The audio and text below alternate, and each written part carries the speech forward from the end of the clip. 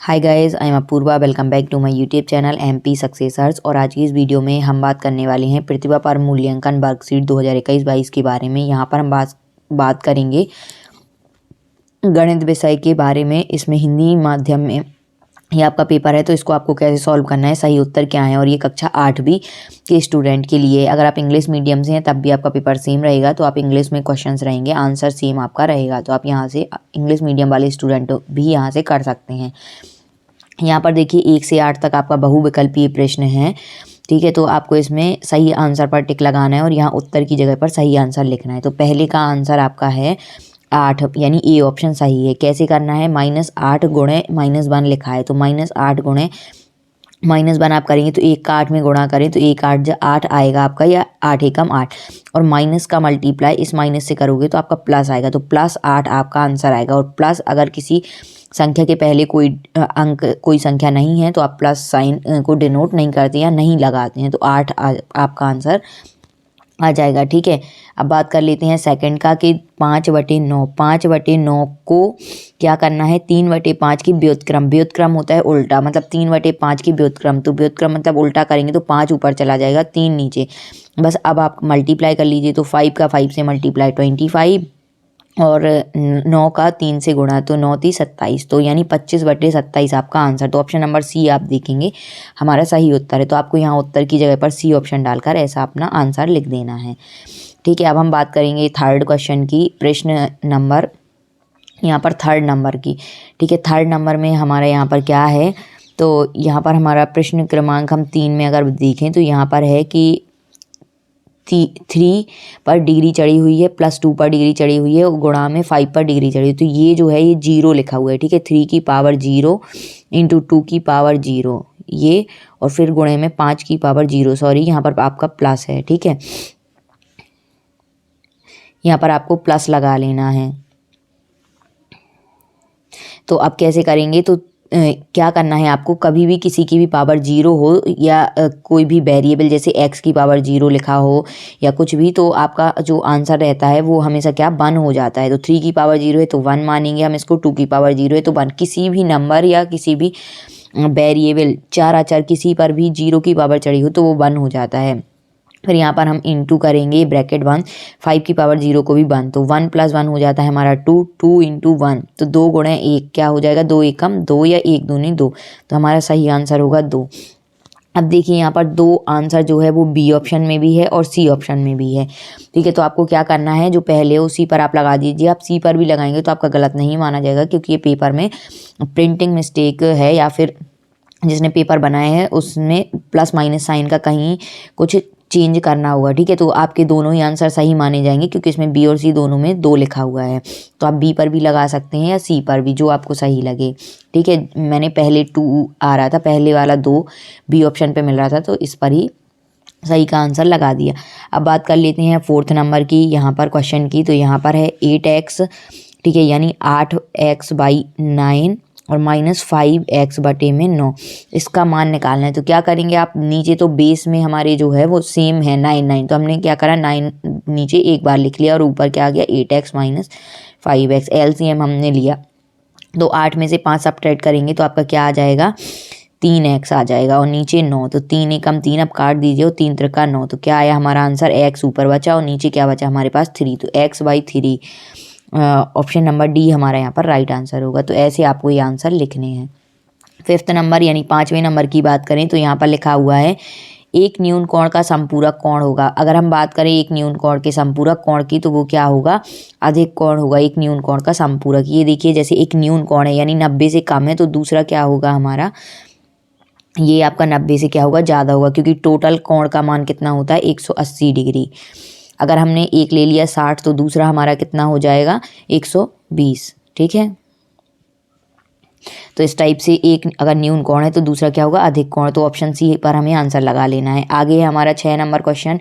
यहाँ पर है कि यदि ट्राइंगल या त्रिभुज PQR में कोण Q का माप 47 डिग्री है और R का माप 52 डिग्री है, तो P का माप ज्ञात कीजिए। तो हमें पता है कोई भी त्रिभुज हो, सपोज यहाँ P है, Q है, R है, तो तीनों एंगल का सम कितना होता है 180 डिग्री। दो एंगल हमारे पास दिए हुए हैं जिसमें एक है 47 डिग्री और एक 52 डिग्री। तो हम यहाँ पर रखेंगे 47 डिग्री प्लस 52 डिग्री और प्लस में हमें परीक्षा ऐप आपके लिए लेकर आया है मध्य प्रदेश के सभी एग्जाम्स के लिए टेस्ट सीरीज़ हिंदी इंग्लिश दोनों मीडियम में। यहाँ पर अगर हम बात करें तो आपको सिंपली परीक्षा ऐप डाउनलोड करना होगा। परीक्षा ऐप की लिंक डिस्क्रिप्शन बॉक्स में दी गई है। और यहाँ पर मध्य प्रदेश के एमपी पुलिस कांस्टेबल के लिए अभी new and improve test series launch हुई है जिसका नाम है दूल्हे राजा टेस्ट सीरीज़। अगर आप लोग इस टेस्ट सीरीज़ को परचेज़ करते हैं और कूपन कोड यूज़ करते हैं MSUCCESS50 MSUCCESS50 तो ये टेस्ट सीरीज़ आप इस टेस्ट सीरीज़ पर आपको फ्लैट 50% का डिस्काउंट मिल जाएगा। तो आज ही टेस्ट सीरीज़ को ज्वाइन करें और अपनी परीक्षा की तैयारी को सर्वश्रेष्ठ बनाएं। कौन सा देना है, आर का मान निकालना है। तो प्लस में R = 180 तो 47 और 52 को हम जोड़ लेंगे तो यहाँ पर आ जाएगा 729 और 5 4 9 99 आ जाएगा।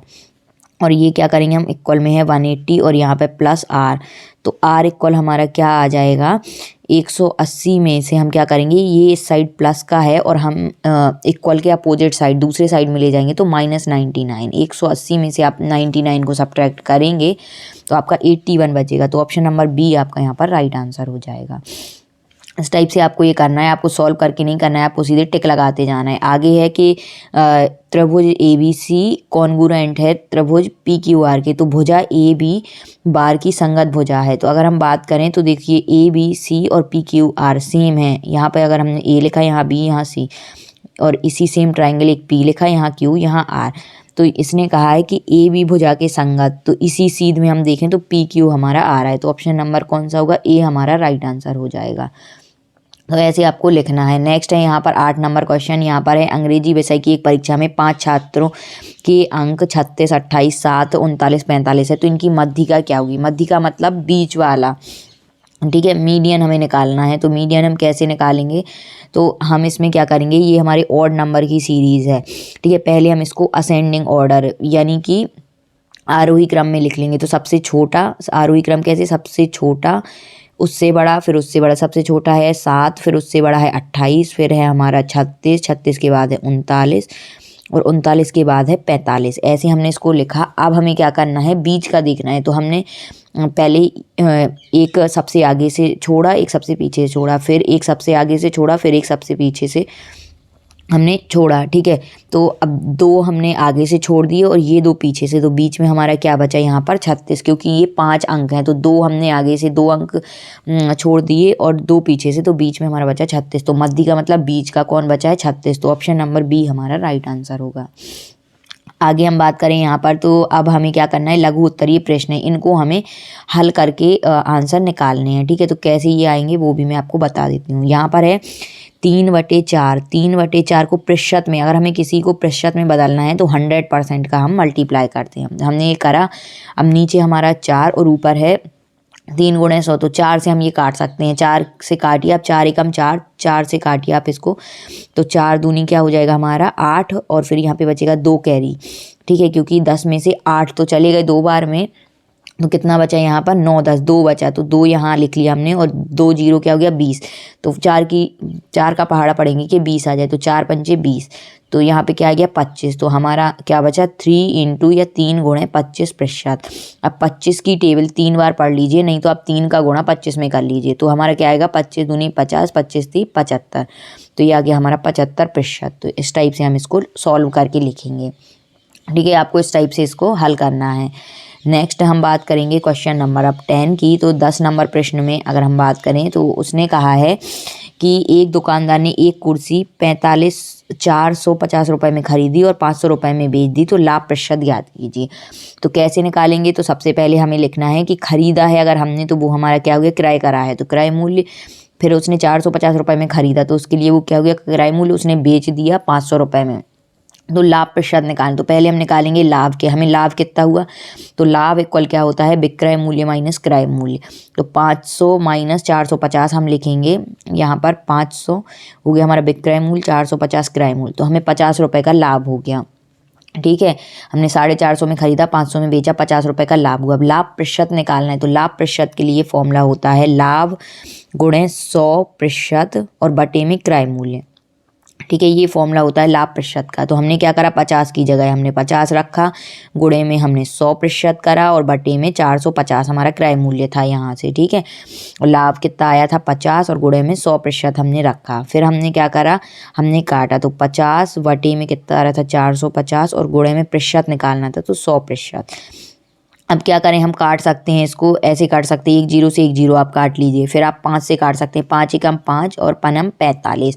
तो यहाँ पर क्या आ गया हमारा 100/9 आ गया। अब 9 का आप भाग 100 में दीजिए तो ये 11.11 मतलब 11.1111 ये आता रहेगा जब तक आप लिखना चाहें तब तक। तो आपको मैक्सिमम क्या करना है, 2 डिजिट तक डेसिमल या दशमलव के बाद केवल 2 अंक तक लिखना है। तो 11.11 आपको लिख देना है, तो ये और प्रतिशत का साइन लगा देना है, तो ये आपका आंसर हो जाएगा।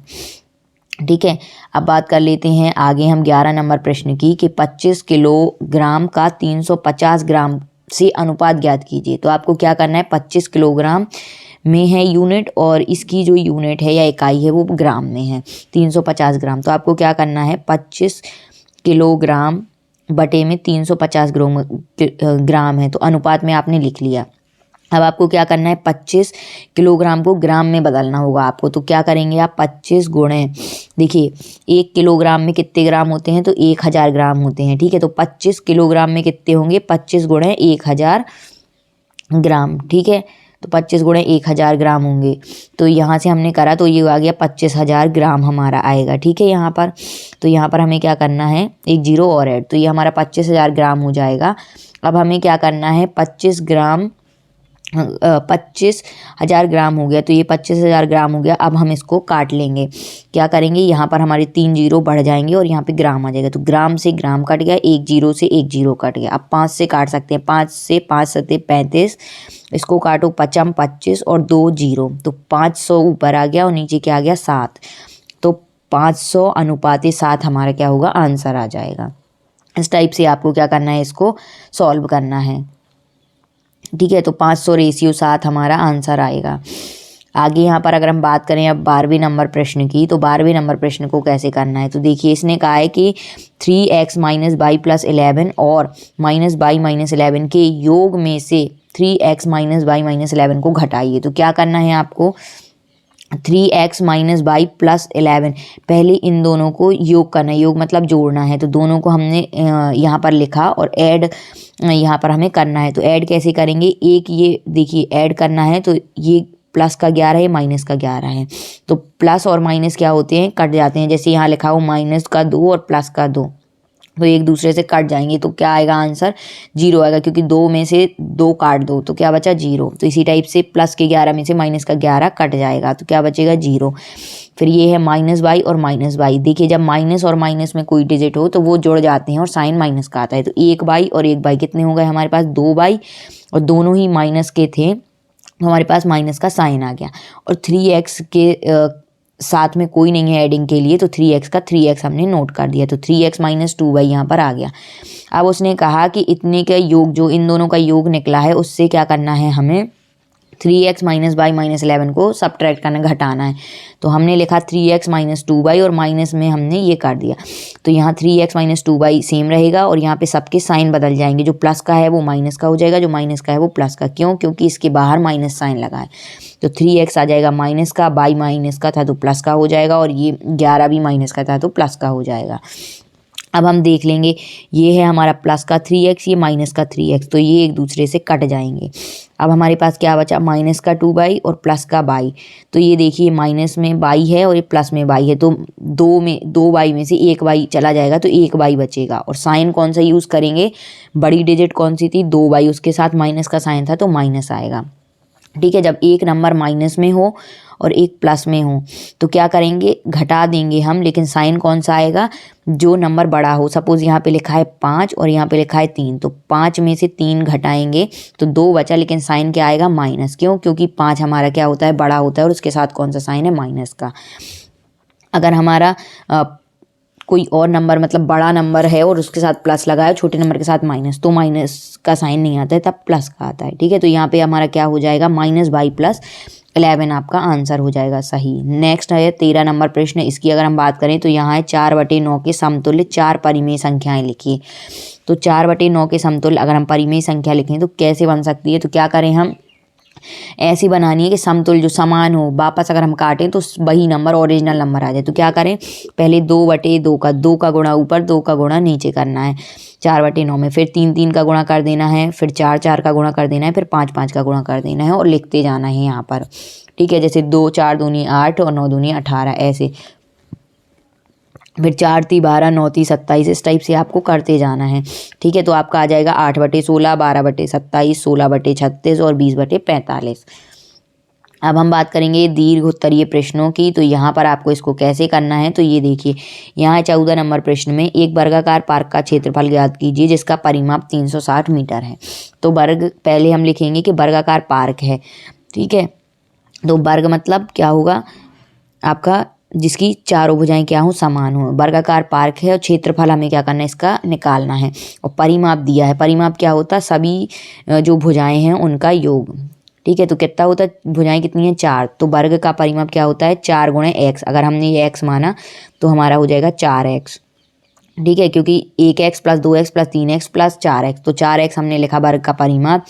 इक्वल में कितना था हमारा 360, उसने पहले ही दिया है। तो हमने क्या करा कि x को यहीं पर छोड़ा और जो ये 4 था ये क्या था, 4x = 360 था। तो ये 4 क्या है, इसके मल्टीप्लाई में है। और इक्वल के जब अपोजिट साइड में नंबर आते हैं तो वो क्या होते हैं, अगर मल्टीप्लाई में हो तो क्या आते हैं, भाग में आ जाते हैं या डिवाइड में।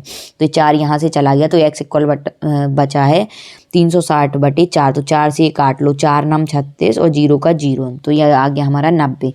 ठीक है, तो 360 में से 4 का भाग देंगे तो 90 मीटर हमारे पास बचेगा। मतलब एक भुजा कितनी हो गई वर्ग की, 90 की हो गई। सारी भुजाएं क्या हो गई, 90 की। अब यह गया, अब वर्ग का की एक भुजा हो गई 90 सेंटीमीटर और वर्ग का क्षेत्रफल क्या होता है, भुजा गुणे भुजा।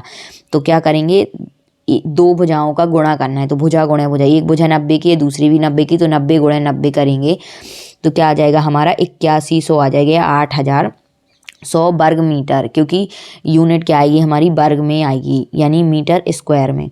ठीक है, 9 का 9 में गुणा करो तो 81 और 2 0 हैं तो 2 0 हमने पीछे लगा दिए। तो ये आ गया हमारा आंसर। अब बात कर लेते हैं हम 15वें नंबर प्रश्न की। 15वें नंबर प्रश्न में क्या है, ये देखिए, इसमें कहा है कि एक विद्यार्थी एक पुस्तक को प्रतिदिन एक सही 3/4 घंटे पढ़ता है। यदि वह संपूर्ण पुस्तक को 6 दिनों में पढ़ता है तब उस पुस्तक को पढ़ने में कुल कितने घंटे लगेंगे।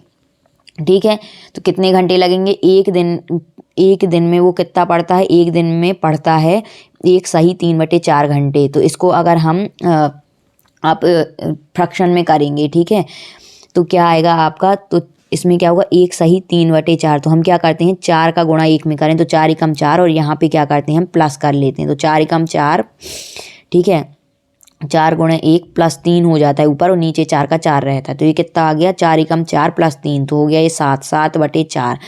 एक दिन में वह 7/4 घंटे पढ़ता है।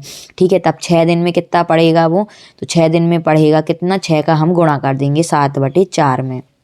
ठीक है, तो यहाँ पे हमने लिखा 7/4 गुणे, क्योंकि वो पूछ रहा है 6 दिन, एक दिन में इतने घंटे पढ़ता है तो 6 दिन में एक दिन का गुणा कर देंगे। ठीक है, 6 × 7/4 एक दिन में जितनी किताब पढ़ता है। तो ऐसे हमने करा तो ये कट जाएगा, 2 से काटो 2 दूनी 4, 2 से काटो तो 2 3 6। अब कोई नहीं कट रहे हैं क्योंकि ऊपर क्या है हमारे ऑड नंबर हैं और नीचे क्या है इवन है, तो ये कटेगा नहीं। तो हम क्या करेंगे, ऊपर ऊपर का गुणा कर लेंगे और नीचे नीचे का। तो ये आ गया 7 × 3, तो ये आ जाएगा हमारा 21। ठीक है, और नीचे क्या आएगा, 2 का 2 रहेगा, तो ये हमारा आ गया 21/2 घंटे। मतलब 6 दिन में भाई 21/2 घंटे पढ़ता है। और इसको हम अगर, ठीक है, मिक्स्ड फ्रैक्शन में बदलें तो हम क्या करेंगे, 21/2 का इसमें भाग करेंगे। तो 2 से अगर आप भाग दोगे 21 में, कि इस टाइप से करो, 21/2 करो, तो 2 से आप करेंगे तो 2 1 जा आपका क्या आ जाएगा 2 और 1 में जाएगा नहीं, ये 20 है तो 10 टाइम्स तो जाएगा 20 और बचेगा हमारे पास क्या, रिमाइंडर 1, तो 1 और नीचे हम क्या लिखेंगे 2 का 2। आप इसको इस टाइप से करिए। ठीक है, तो 10 सही 1/2 आप घंटे आपका यहाँ पर क्या हो जाएगा, आंसर आ जाएगा। इस 15वां नंबर। अब हम बात कर लेते हैं 16वें नंबर की और अंतिम क्वेश्चन की। ठीक है, 16वें नंबर में बात करें तो 2 समानांतर रेखाएं L और M को की छेदी रेखा एन काटती है तो निम्नलिखित प्रश्नों के उत्तर लिखिए। तो क्या क्या करोगे आप, इसको देखिए ये 16वां नंबर है, इसको एल और एम है, ये एल है ये एम है, उसको एक त्रियक छेदी रेखा मतलब एक तिरछी रेखा काटती है। तो बताना है अंतः कोण कौन से हैं। अंतः कोण आपके क्या हो जाएंगे, जो अंदर हैं, इन लाइंस के अंदर जो कोण है। तो यहाँ पर क्या है हमारा, एक सी है अंदर, एक डी है, ये भी अंदर है, और एफ अंदर है, और ई अंदर है। तो सी, एफ और डी, ई ये हमारे चारों क्या हो जाएंगे, अंतःकोण।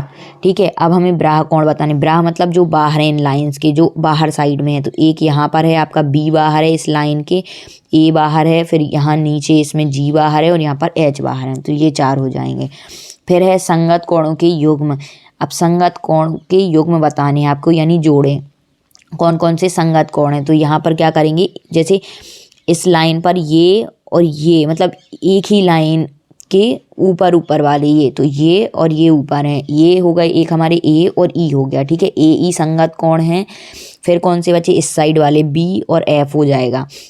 ठीक है, तो ये संगत कोण हो गए। फिर क्या होगा हमारा, ये हमारे ये सी और ये वाला जी हो जाएगा। ठीक है, ये सी और ये जी बाहर बाहर के इसके। ठीक है, ये एल के इसी लाइन से काट रहा है, तो इस साइड का, और इसी लाइन के इस साइड का ये कट हो रहा है। ठीक है, तो ये क्या होगा हमारे संगत कोण सी और जी। और क्या बचा, फिर यहाँ का डी बचा और यहाँ का एच। तो डी और एच ये हमारे संगत कोण हो गए। फिर बचा है हमारे पास अब एकांतर अंतःकोणों के युग्म। अब हम बात करेंगे एकांतर अंतःकोणों के युग्म की। तो ये कौन से होंगे हमारे, ये होंगे हमारे सी और ई, जो क्या करते हैं एस टाइप से जेड बनाते हैं, वो एकांतर अंतःकोण मतलब जो अंदर बस बन रहे हैं। तो यहाँ का सी और यहाँ का ई, तो ये हो गया हमारा सी ई। ठीक है, जो जेड ऐसे बनाते हैं, तो ये अपोजिट वाले, तो ये सी ई हो गया एक अंतःकोणों के युग में। और क्या बचा है हमारे, अंतः मतलब अंदर ही, तो इसी लाइन के अंदर। अब देखिए ये उल्टा जेड बन रहा है। ठीक है, अगर आप ऐसे इसको देखें नीचे साइड से, तो ये बन रहा है नीचे वाला जेड। तो यहाँ पर हमारा क्या हो जाएगा, यहाँ पर हमारा है एफ और यहाँ पर हमारा क्या है डी। तो डी और एफ। ठीक है, अगर आप देखें तो ये उल्टा जेड बना रहा है, ऐसे जेड और ये ऐसे, तो ये उल्टा जेड। ये दो भी इक्वल मतलब एक दूसरे के एकांतर कोणों के युग्म हैं। और एक कौन सा है, ये, और हमारा क्या है ये वाला, क्योंकि ये क्या नीचे से अगर हम देखें तो उल्टे जेड ये बना रहा है। ठीक है, तो ये दोनों भी एक दूसरे के एकांतर होंगे अंतःकोणों के युग्म में। तो ये दोनों भी आपको इसमें लिख लेने। इस टाइप से आज का हमारा जो पेपर था ये कंप्लीट हो चुका है। तो आई होप आप लोगों को ये वीडियो पसंद आई होगी। Thanks for watching my videos. Please video को ज़्यादा से ज़्यादा लाइक करें, शेयर करें, चैनल पर नए हैं तो चैनल को सब्सक्राइब करें।